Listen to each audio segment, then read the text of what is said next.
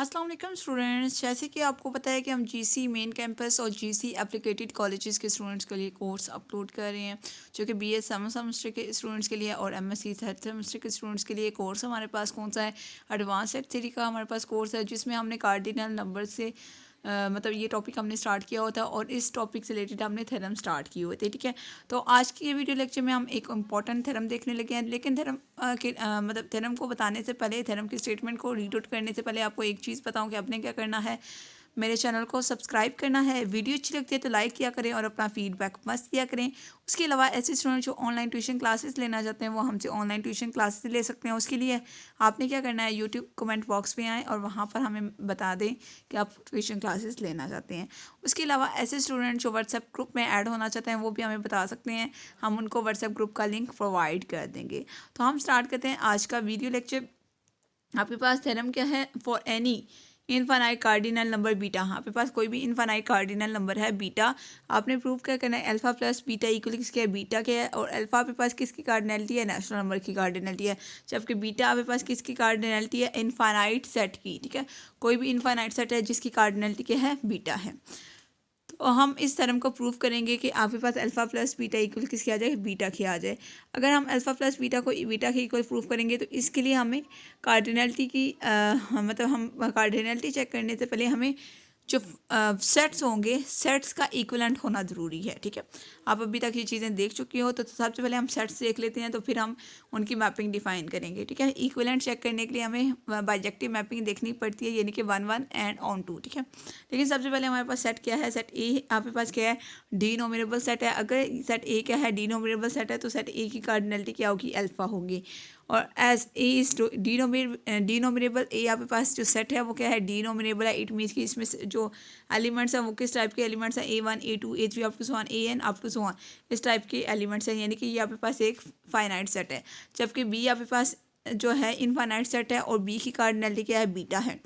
और यहाँ पर ए और बी जो दो आपने सेट लिए हैं, सेट ए और सेट बी, ये दोनों क्या हैं, डिसजॉइंट हैं, इसलिए ए और बी का इंटरसेक्शन क्या है, फाई है। ठीक है, आपके पास बी क्या है, इनफाइनाइट सेट है, और ए आपके पास एक ऐसा सेट है जो कि क्या है, डी नोमिनेबल है, और ए और बी दोनों क्या हैं, डिसजॉइंट सेट्स हैं, और इनका इंटरसेक्शन क्या है, फाई के इक्वल है।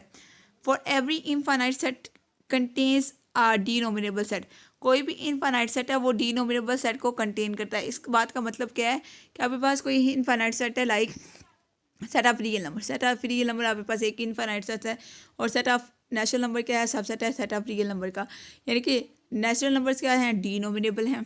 ठीक है, नेचुरल नंबर्स क्या हैं, डी नोमिनेबल हैं। अब यहाँ से आप देखेंगे सेट ऑफ रियल नंबर्स जो मतलब सेट ऑफ नेचुरल नंबर्स को कंटेन कर रहा है, यानी कि आपके पास जो इनफाइनाइट सेट है वो किसको कंटेन कर रहा है, डी नोमिनेबल सेट को कंटेन कर रहा है, यानी कि set of real number set of natural number को कंटेन करता है। तो यहाँ पर मैंने आपको इस बात की एग्जाम्पल दी है। ठीक है, नेक्स्ट आपके पास क्या है, so let d be are denumerable subset of b. B आपके पास क्या है, इनफाइनाइट सेट है, यानी कि आर आर का मतलब जो रियल नंबर का रोल प्ले कौन सा सेट कर रहा है, क्योंकि रियल नंबर इनफाइनाइट सेट है, और बी भी आपके पास इनफाइनाइट है, यानी कि रियल नंबर आप समझ लें कि बी है। ठीक है, और डी आपने एक ऐसा सेट लिया है जो कि डी नोमिनेबल है, यानी कि एन की जगह आप डी वाला ले लें, यानी कि डी क्या है, सबसेट है बी का, ये बात समझ लें। ठीक है, डी आपके पास क्या है, डी नोमिनेबल सबसेट है बी का।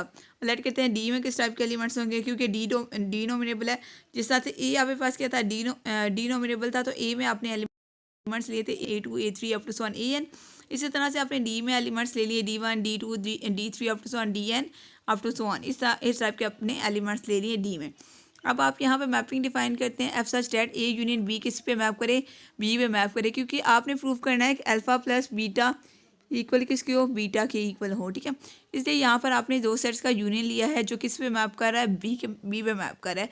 अब इस फंक्शन की ये जो मैपिंग है ये आपने किस तरह से डिफाइन की है, एफ ऑफ एक्स फंक्शन क्या होगा, अगर एक्स बिलोंग करता है बी माइनस डी से, यानी कि जो आपके पास इनफाइनाइट सेट है उसमें से आपने डी नोमिनेबल सेट डी जो है वो आपने निकाल दिया है, बाकी जो एलिमेंट्स होंगे वो किस में से बिलोंग करेंगे, यानी कि बाकी जो एक्स है वो उनमें से बिलोंग करेगा, यानी कि एक्स बिलोंग करेगा बी माइनस डी में से।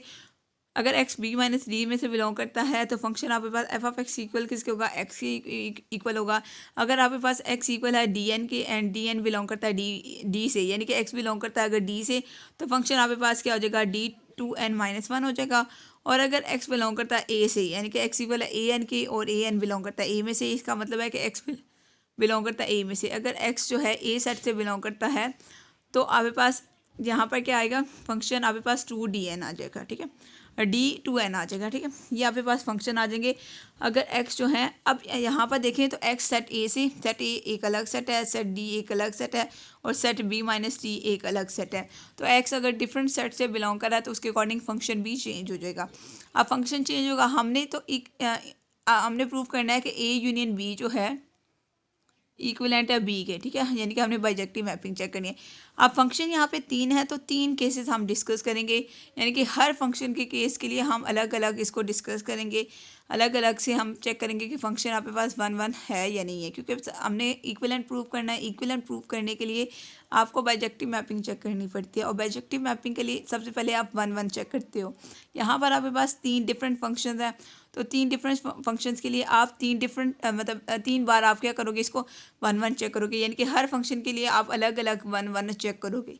समझ आ गई बात? तो अब हम फंक्शन को 1 1 मतलब चेक कर लेते हैं कि फंक्शन 1 1 है या नहीं है। तो देखिए स्टूडेंट्स, हम चेक करने लगे कि फंक्शन आपके पास क्या होना चाहिए, बाइजेक्टिव होना चाहिए। फंक्शन बाइजेक्टिव हो तो फंक्शन बाइजेक्टिव के लिए सबसे पहले आप चेक करते हैं कि फंक्शन क्या हो, 1 1 हो। अब हम यहाँ पे लेट कहते हैं for any X Y belong करता है ए यूनियन बी से, क्योंकि आपने 2 एलिमेंट्स ले लिए ए यूनियन बी से और ये आपके पास जो ए यूनियन बी है। अब फर्स्ट केस आप यहाँ पे लोगे कि function F of x equal किसके, एक्स के। अगर यहाँ पर आप एक्स वाई जो 2 एलिमेंट ले रहे हैं ए यूनियन बी से, ठीक है, एक्स वाई आपने 2 एलिमेंट्स लिए ए यूनियन बी से, तो अगर एक्स वाई जो हैं इन पर फंक्शन अप्लाई करें तो आपने क्या लिया है, एफ ऑफ एक्स इक्वल किसके, एफ ऑफ वाई के, यानी कि अगर फंक्शन इक्वल हैं तो एक्स इक्वल हो जाने चाहिए फिर वाई के, क्योंकि ये दोनों एलिमेंट्स आपने ए यूनियन बी से लिए हैं। तो ये आप केस डिस्कस करने लगे हैं। अब केस में आपने क्या लिया, इफ़ एक्स वाई बिलोंग करता है बी माइनस डी से, यानी कि आपने एक्स बिलोंग करता है बी माइनस डी और वाई आपने एक दूसरा एलिमेंट ले लिया, क्योंकि आपने 1 1 चेक करना है, तो 1 1 चेक करने के लिए आपके पास 2 नंबर्स होने चाहिए, ठीक है। तो आपके पास एक्स वाई बिलोंग करता है बी माइनस डी से, तो ये आप फंक्शन मतलब फर्स्ट केस डिस्कस करने लगे। अगर एक्स वाई बिलोंग करता है बी माइनस डी से तो फंक्शन आपके पास एफ ऑफ एक्स किसके इक्वल बनेगा, एक्स के, और एफ ऑफ वाई किसके इक्वल बनेगा, वाई के। अब दोनों फंक्शंस को आपने इक्वल रखा, यानी कि एफ ऑफ एक्स इक्वल किसके, एफ ऑफ वाई के। इसी तरह से आप 1 1 में लेते हो। अब एफ ऑफ एक्स किसके इक्वल है, एक्स के इक्वल है, तो एक्स लिख दिया, और एफ ऑफ वाई अगर जहाँ जहाँ पे एक्स है वहाँ पर वाई पुट करेंगे तो एफ ऑफ वाई बन जाएगा। एफ ऑफ वाई किसके इक्वल है, वाई के, तो एक्स इक्वल आ गया वाई के। यानी कि मैंने क्या बताया था कि आप 2 नंबर्स ले रहे हो, अगर वो दोनों नंबर्स इक्वल आ जाते हैं, क्योंकि आपने फंक्शन इक्वल लिए हैं, अगर फंक्शन इक्वल है तो इट मीन्स के नंबर भी इक्वल हैं।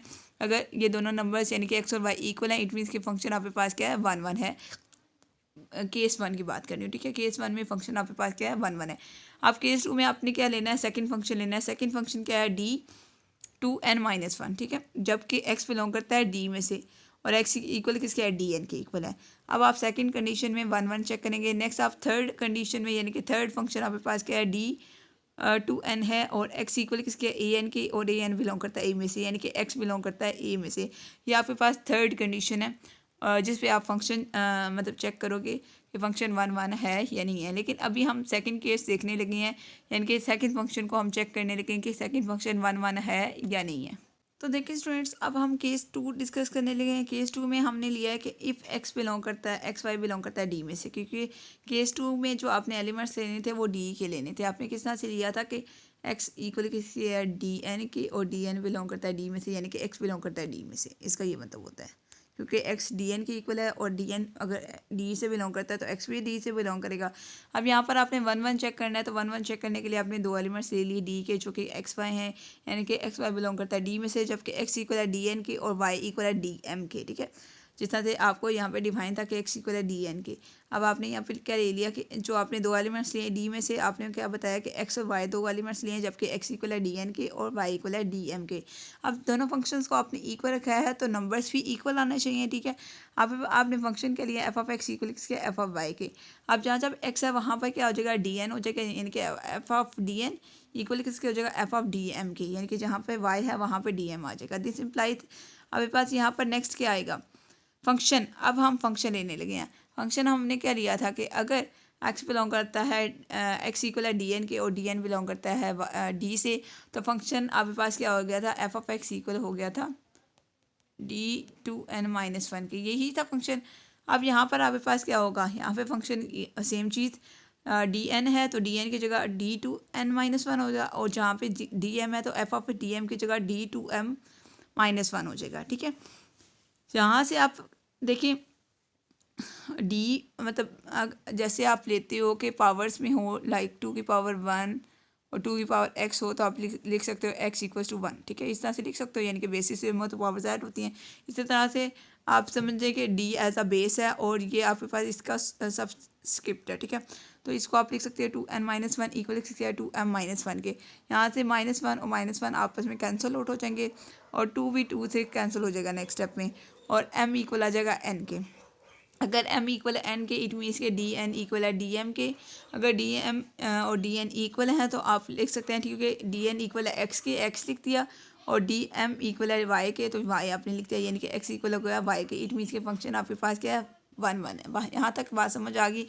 अब हम जो वो थर्ड केस देखने लगे हैं, थर्ड केस में आपके पास क्या है कि आपने लिया था कि x इक्वल है ए एन के, और ए एन बिलोंग करता है ए में से, यही आपने लिया था, यानी कि एक्स किसके इक्वल है, ए एन के इक्वल है, और ए एन बिलोंग करता है ए में से, यानी कि आपने यहाँ पर 1 1 चेक करनी है। थर्ड फंक्शन की कंडीशन अप्लाई करेंगे, एक्स वाई बिलोंग करता है ए में से, यानी कि आपने दो एलिमेंट्स ले लिए ए के, जबकि एक्स इक्वल है ए एन के और वाई इक्वल है ए एम के। अब यहाँ पर आप फंक्शन को इक्वल रखोगे, यानी कि एफ ऑफ एक्स इक्वल किसके, एफ ऑफ वाई के, और एक्स किसके इक्वल है, ए एन के, जो यानी कि एफ ऑफ ए एन आ जाएगा, और वाई की जगह आप ए एम पुट करेंगे तो F of A M equal मतलब एफ ऑफ ए एम आ जाएगा। अब एफ ऑफ ए एन किसके इक्वल है, डी टू एन के। यही आपके पास थर्ड फंक्शन डिफाइन था ना, डी टू एन, और इक्वल का साइन डाला, एफ ऑफ ए एम किसके इक्वल आ जाएगा, डी टू एम के। यहाँ से वही चीज़, इसको आप डी को एज अ बेस समझें, और बाकी आपके पास मतलब ये कैंसिल हो जाएंगे, डी को अगर एज अ बेस समझें तो आपके पास 2n इक्वल किसके आ जाएगा, 2m के। यानी कि ये कॉन्सेप्ट लगाना है कि जैसे बेसिस सेम होते हैं तो पावर्स बेसिस को आप कैंसिल कर देते हो, और पावर्स आपके पास इस तरह से आ जाती हैं कि x इक्वल हो जाएगा 1 के। जैसे अभी मैंने आपको एग्जांपल दी थी 2 की पावर 1 इक्वल किसके, 2 की पावर x। मैंने आपको एग्जांपल दी थी ना, इसी एग्जांपल को आप समझे। ठीक है, यहाँ पर भी तो यहाँ पर आपके पास क्या गया, d2n इक्वल किसके आ गया, सॉरी 2n इक्वल आ गया 2m के, 2 के साथ कैंसिल हो जाएगा। ठीक है, इस तरह से, और m इक्वल आ जाएगा n के। अगर m इक्वल है n के तो डी एन इक्वल आ जाएगा डी एम के, और डी एन किसके इक्वल है, यहाँ पर आप क्या लिखोगे, यहाँ पर डी नहीं आता, यहाँ पर ए एन आता है। ठीक है, आप इसको करेक्ट कर लीजिएगा, ए एन इक्वल किसके, ए एम के, और ए एन आपके पास किसके इक्वल है, एक्स के इक्वल है तो एक्स लिख दिया, और ए एम किसके इक्वल है, वाई के इक्वल है तो वाई लिख दिया। इट मीन्स कि एक्स इक्वल आ गया वाई के, तो फंक्शन आपके पास क्या है, 1 1 है। तीनों केसेस में आपने चेक कर लिया कि फंक्शन आपके पास क्या आ रहे हैं, 1 1 आ रहे हैं, यानी कि तीनों फंक्शन आपके पास क्या आ रहे हैं, 1 1 आ रहे हैं। अब आप ऑन टू चेक करेंगे, लेकिन ऑन टू भी आपने तीनों फंक्शंस की चेक करनी है। ठीक है, क्योंकि तीनों फंक्शंस के जो एलिमेंट हैं वो अलग अलग सेट से बिलोंग कर रहे हैं। ठीक है, तो देखिए स्टूडेंट्स, अब हम चेक करने लगे हैं कि फंक्शन आपके पास क्या होना चाहिए, ऑन टू भी होना चाहिए। ठीक है, और एनी एक्स बिलोंग करता है बी में से, हम फंक्शन को ऑन टू चेक करने लगे हैं, तो आपके पास 3 फंक्शंस थे, तो तीनों फंक्शंस के लिए हम अलग अलग से चेक करेंगे। और आपको पता है कि फर्स्ट फंक्शन में आपके पास एक्स से बिलोंग करता था, एक्स बिलोंग करता था बी माइनस टी से, देन एक्स बिलोंग करता है ए यूनियन बी से, such that f of x equal किसके था, एक्स के। इट मीन्स कि फंक्शन आपके पास क्या है, ऑन टू है। नेक्स्ट हम सेकंड का इसमें सेकंड वाला फंक्शन डिस्कस करने लगे हैं। सेकंड फंक्शन में क्या था कि एक्स बिलोंग करता है डी में से, जबकि एक्स इक्वल किसके है, डी एन के। आपने वहाँ पे क्या लिया था, डी एन। ठीक है, डी एन की जगह आप मतलब D two N minus one आपने लिया था, तो डी टू एन माइनस, यहाँ पे जो 2n माइनस वन है ये इक्वल आपने किसके ले लिया, के लिए लिया, यानी कि x इक्वल किसके है, डी के, और के आपके पास है ऑड है, यानी कि के इक्वल किसके है, 2n माइनस वन की। बात समझ आ रही है, यानी कि x इक्वल किसके है, d2n माइनस वन। ठीक है, यही आपने डी लिया था वहाँ पे। Then there exist d n belong करता है ए यूनियन बी से, such that f of D N equal किसका जगह, f of 2n minus one के, f of D N equal किसके आ जाएगा, d2n माइनस वन के, और d2n माइनस वन इक्वल किसके होगा, फिर फर्दर x के इक्वल होगा। And if K is even, अगर के इवन हो जाए, then there exist A N belong करता है ए यूनियन बी से। बात समझ आ रही है यहाँ पर कि यहाँ पर है क्या कि आपने जब यहाँ पर एलिमेंट्स लिए हैं, कि एलिमेंट्स आपने क्या लिया है, अब आपने बताया कि एफ ऑफ डी एन किसके इक्वल है, d2n माइनस वन के। ठीक है, D2n-1 के, और वो कह रहा है कि यहाँ पे पास क्या है, इवन है। अगर के इवन है तो यहाँ पर ई एन बिलोंग किससे करेगा, ए यूनियन बी से, यानी कि F of A n equal किसके आ जाएगा, f of A n equal आ जाएगा D2n-1 के, और D2n-1 किसके इक्वल है, एक्स के इक्वल है। इट मीन्स के फंक्शन आपके पास क्या ऑन टू है। अगर फंक्शन 1 1 भी है और फंक्शन ऑन टू भी है, इट मीन्स के फंक्शन क्या है, बाइजेक्टिव है। अगर फंक्शन बाइजेक्टिव है, इट मीन्स के ए यूनियन बी इक्वलेंट किसके है, बी के, और ए यूनियन बी की कार्डिनलिटी आप लोगे, cardinality of A union B equal किसके आ जाएगा, कार्डिनलिटी ऑफ बी के। और आपको पता है यूनियन की कार्डिनलिटी को अगर आपने ओपन करना हो तो कार्डिनलिटी ऑफ ए इसको लिखोगे प्लस कार्डिनलिटी ऑफ बी, यानी कि यूनियन के केस में कार्डिनलिटी को ओपन करते हुए प्लस साइन आता है, इक्वल किसके आएगा, कार्डिनलिटी ऑफ बी के।